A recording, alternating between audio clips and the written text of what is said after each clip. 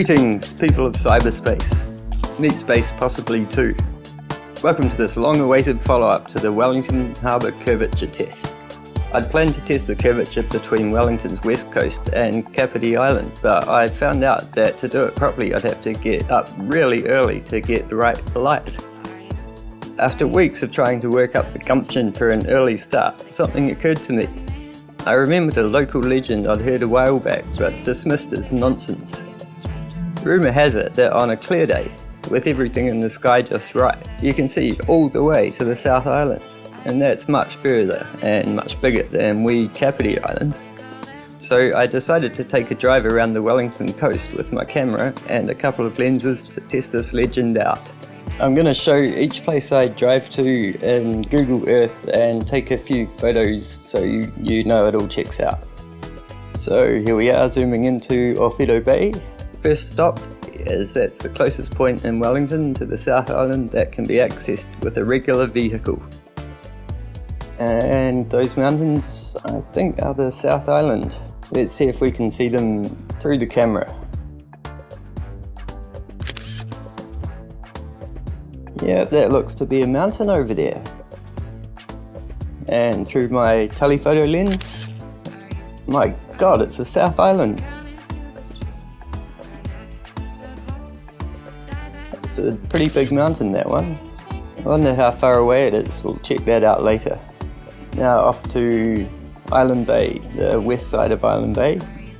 Very imaginatively named by the conquering Europeans, who the Māori called Pakeha, which translates roughly to white pigs. Very apt, but I will say this, the Māori did a whole lot better than most indigenous cultures. The dirty Pakeha didn't know what they'd got themselves in for when they came to New Zealand. And I think that's the same mountains over there. And yeah, I got my trusty compass just so you guys know I'm not lying. And look, I even got footage, a panorama of our lovely southern coast. And there's that mountain again. And my photo of the mountain.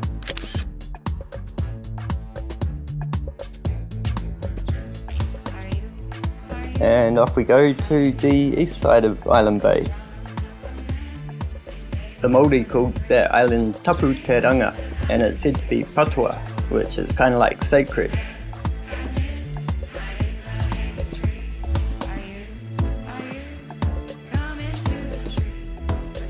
Okay, that looks to be those same mountains again, and it's my picture of them. A scenic spot, Island Bay, and it's the ferry going to the South Island. Okay, now across the harbour to Days Bay. Just crossing over Soms Island here, our local leper colony. Every good city's got one. It's got to contain those lepers. Here we are, the Days Bay Wharf. And yep, that looks to be the same mountains behind the peninsula there. And this was completely on purpose, left the camera on just so you guys know that I am actually at the jetty. Completely on purpose.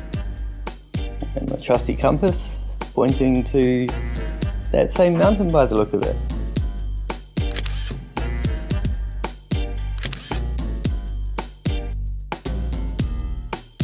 Let's go check out these mountains. Okay, zooming out and over the South Island. They're a bit further away than I thought. Yeah, that's quite a distance. That's 93 and 81 miles. I had no idea they were that far. Okay, I found this on the web. It's to help measure curvature, and it takes into account the height above sea level that you're measuring from. As you can see, the 12 feet, that corresponds to the height on the jetty that I took these photos. Wow, so from the Days Bay Wharf, Manukau should be obscured up to 1604 metres, so that only leaves 1,000 metres that we should be seeing, but it seems we can see pretty much all the way down to sea level. That's a whole mile which should be obscured by the horizon. I don't think we're seeing that. Let's go back to those first shots we took at Orfido Bay, because one of those has got a perfect profile, missing the mountain to the right a little bit, but we should be able to figure out what's what. Check this out, I'll end the video with this, make up your own mind.